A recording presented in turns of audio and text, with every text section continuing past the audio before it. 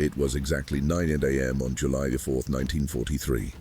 The air over Renova Island was heavy, saturated with a tropical humidity that clung to the uniform, but the sweat running down Private First Class Evan Evans's forehead wasn't caused by the heat. It was a cold sweat of anticipated terror. Evans, a young man of only 22, was crouched behind a barricade of soaked sandbags, his eyes fixed on a gap in the low clouds over the Canal Blanche. What he saw approaching was not just an enemy squadron, it was mechanized death. 16 Mitsubishi G4M Betty medium bombers tore through the sky, flying in perfect, arrogant formation directly toward the position where Evans and his battalion were entrenched. That stretch of beach at the northern tip of the island hadn't been nicknamed Suicide Point by chance or military bravado. The name had been baptized with blood just 48 hours earlier. To understand the fear that paralyzed the men that morning of the 4th, one must look at the massacre of July the 2nd. 2 days before, the Japanese had launched an overwhelming force of 18 bombers, escorted by an unbelievable 440 Zero fighters against that same location. On that fateful day, technology had failed the Americans.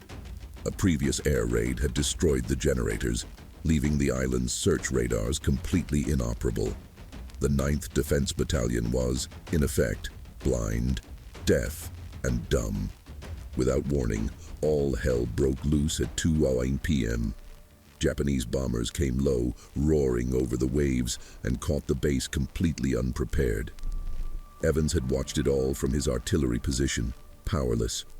He saw the bombs fall with surgical precision on the fuel tanks, creating mushroom clouds that shot 100 meters into the air. The heat was so intense that transport trucks parked near the beach not only caught fire, the metal of their bodies melted, dripping like candle wax onto the sand. But the worst part wasn't the lost equipment. It was the field hospital. The Japanese pilots didn't discriminate. The bombs shattered the tents where hundreds of wounded awaited evacuation. Men already broken by the war were killed on their stretchers. Doctors and nurses rushed through the flames to try to save whomever they could, but the devastation was total. 59 Americans died that afternoon. Another 77 were seriously wounded. The smell of burnt flesh mixed with diesel and rubber lingered over Suicide Point for days. And what did the air defenses do? Almost nothing. Evans and his crew, operating the powerful 90mm cannon, tried to fight back. They fired 32 rounds at the fast-moving bombs passing overhead. But without radar to calculate speed and distance, trying to hit a bomber traveling at 400 km/h was like trying to hit a fly with a stone while blindfolded. They hit nothing. Not a single Japanese plane went down. Impotence eroded the morale of the men more than fear. They had the weapons, they had the will, but they lacked the vision. On the night of the massacre, Lieutenant Colonel William Shire gathered the survivors. His speech was not one of comfort, but of raw survival. He was brutally honest. They know we're blind.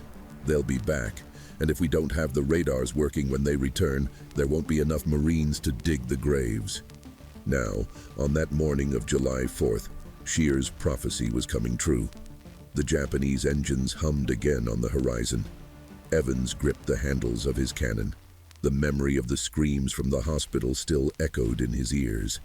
He knew that if they failed again, Renova would be wiped off the map. July 3rd brought an unexpected salvation, not in the form of reinforcements, but in the form of a violent tropical storm. A torrential downpour poured down on Renova, turning airstrips and roads into swamps of viscous mud. For an ordinary soldier, this was misery, but for Lieutenant Colonel Shire, it was a divine blessing. The wall of water prevented the Japanese Air Force from taking off. As rain lashed against the tents and the island plunged into darkness, a race against time began behind the scenes. Under soaked tarpaulins, illuminated only by handheld flashlights so as not to attract snipers, radar technicians and mechanics from the 9th Battalion accomplished the impossible. They worked through the night, their hands covered in oil and mud, cannibalizing valves and circuits from equipment destroyed in the previous attack. The mission was simple: restore vision to the island. Without the operational SCR-268 radars, the cannons were just useless metal tubes against fast-moving targets. At dawn on July 4th, America's Independence Day, the rain stopped. The sun broke through the clouds and revealed a smoking island. And then came the news that would change everything. The radar operators, with deep, dark circles under their eyes, informed command. The eyes are open. The system is green.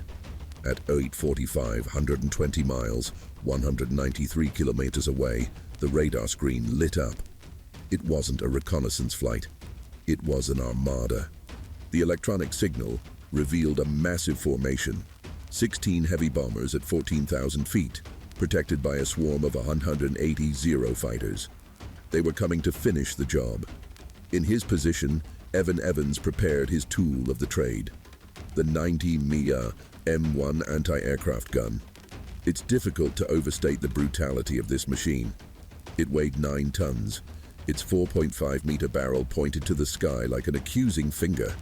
It was capable of launching an 11-kilogram explosive projectile to an altitude of 10,000 meters, 33,000 feet.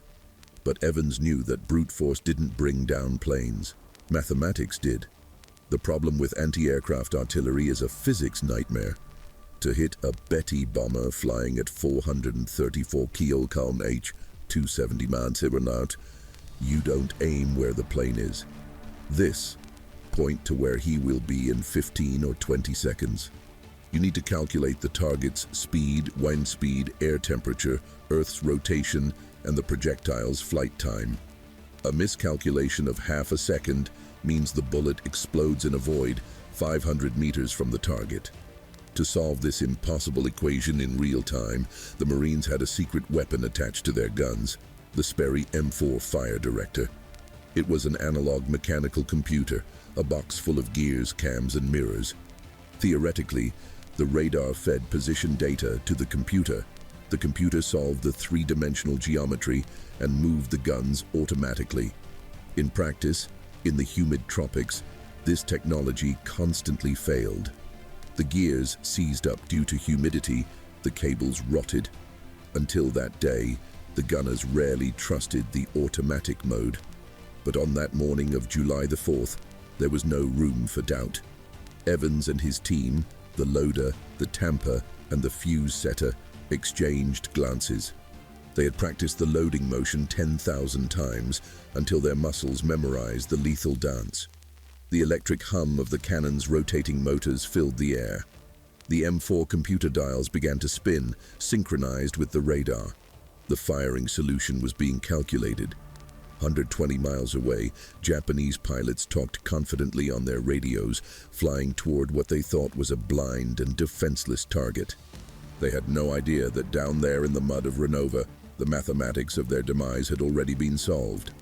At 09:15, the tense silence in Renova was broken, not by enemy bombs, but by a cold radio order from the command post 30 miles away.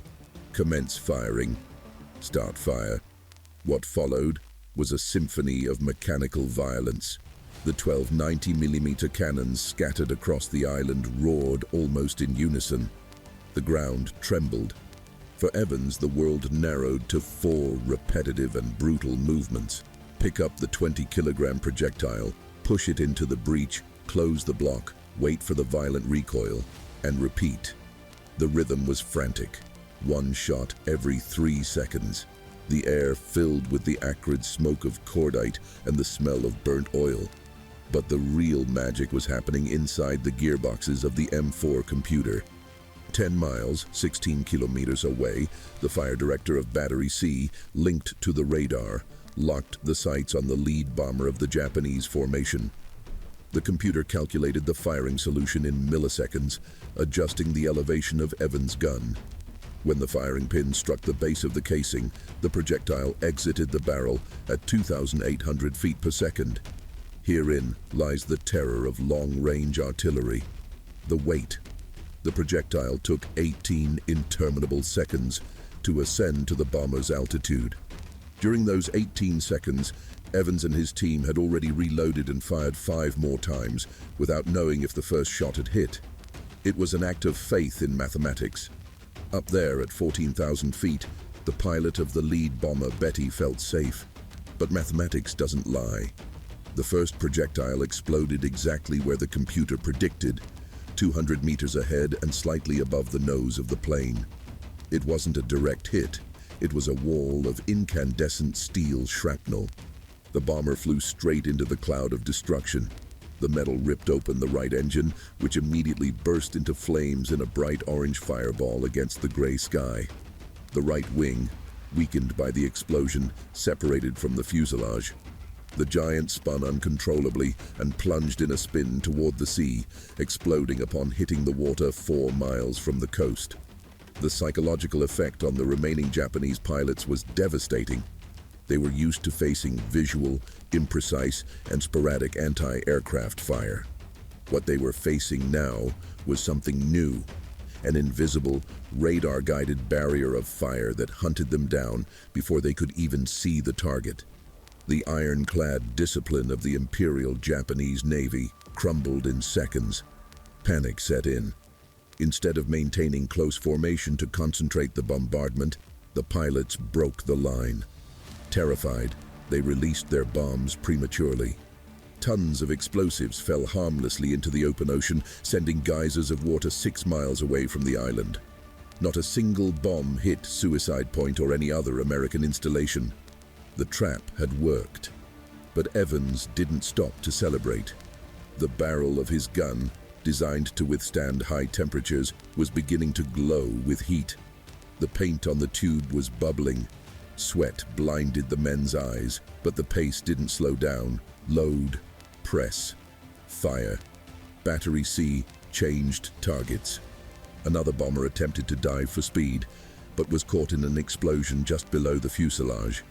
The shockwave forced the nose of the plane down at an unrecoverable angle. Evans saw the second trail of black smoke falling into the Canal Blanche. The battle had ceased to be a defense. It had become an execution. The sky over Renova Island, usually an uncontested domain of the Japanese Imperial Air Force, suddenly transformed into an industrial killing zone. What had begun at 09:15 as a coordinated and arrogant attack degenerated in less than 5 minutes into a chaotic and terrified stampede. The Japanese formation was broken. The pilots of the Betty bombers, seeing their leader torn apart by an unseen explosion without warning, lost the will to fight. The mission ceased to be bombing Suicide Point and became survival at all costs. But Evans, the M4 computer, and his team were not willing to grant mercy.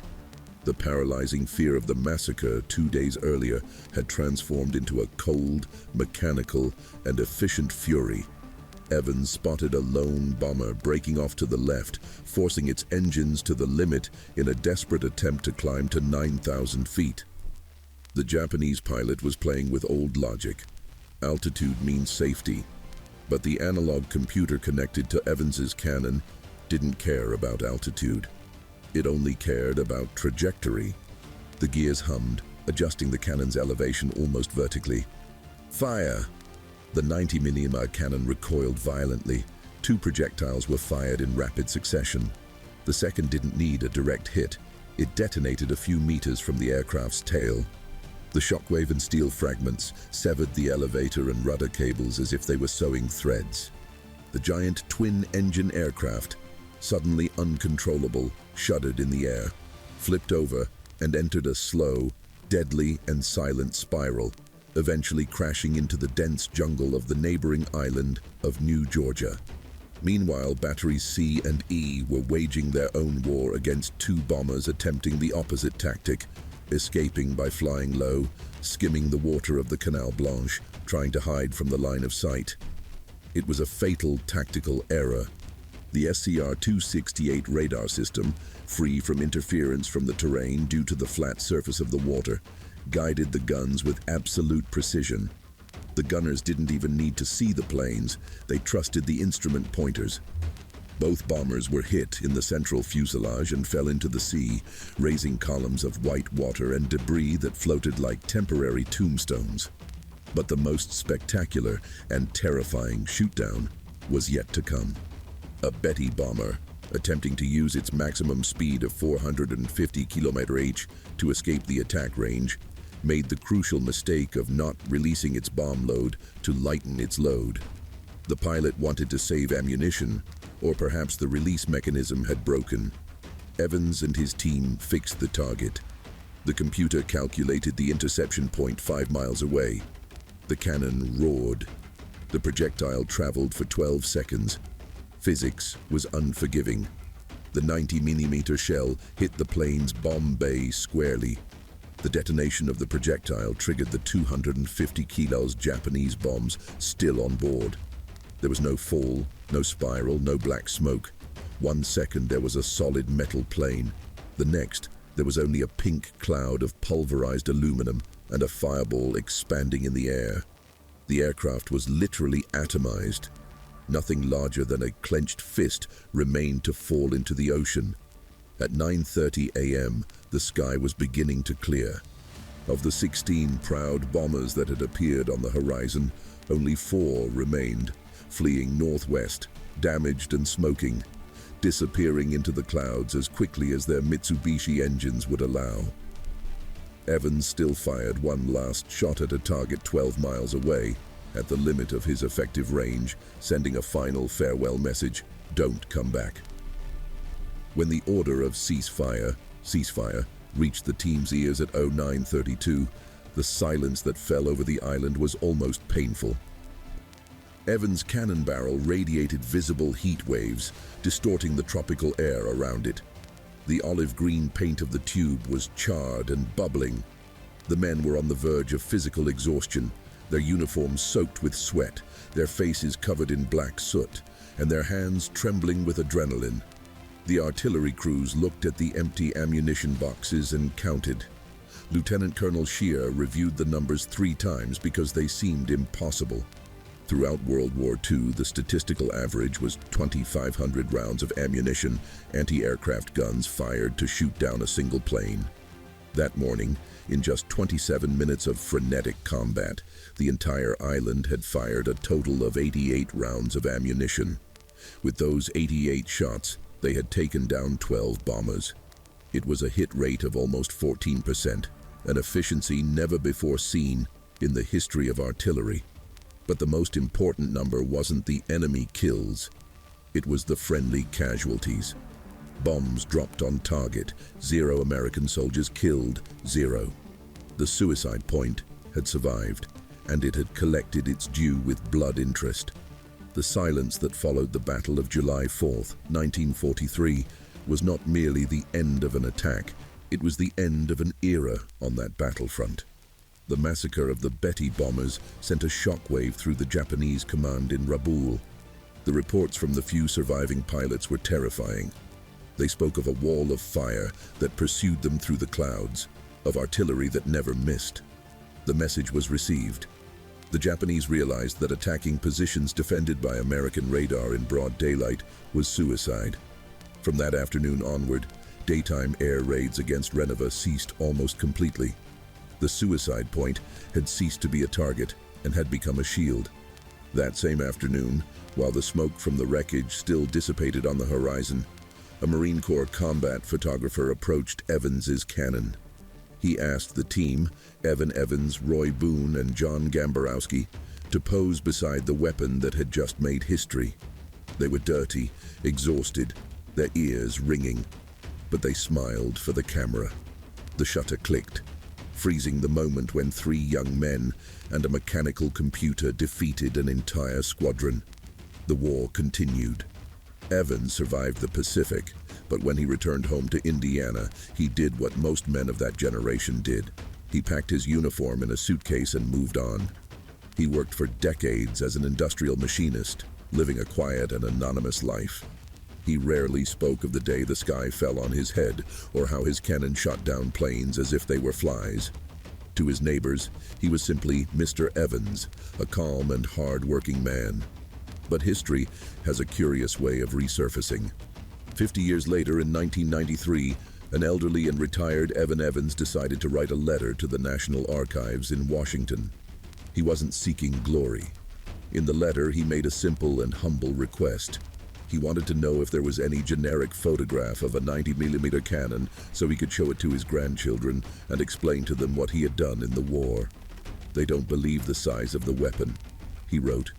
The archivist who received the request began searching, and he found much more than a generic photo.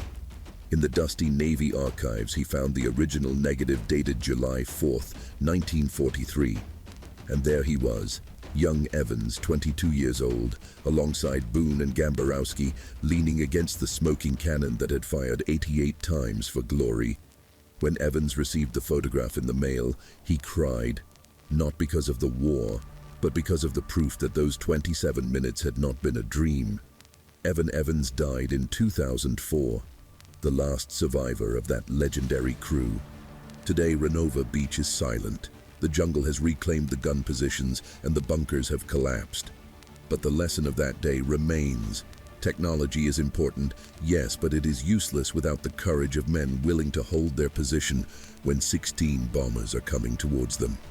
If this story of precision, courage, and humility touched you, do your part. Click the like button. This helps the algorithm bring the story of these heroes to more people, ensuring that Evan Evans' name doesn't fade into the silence of the archives. Subscribe to the channel and turn on notifications. We are rescuing the true story of World War II, one hero at a time. Thank you for watching, and until the next mission.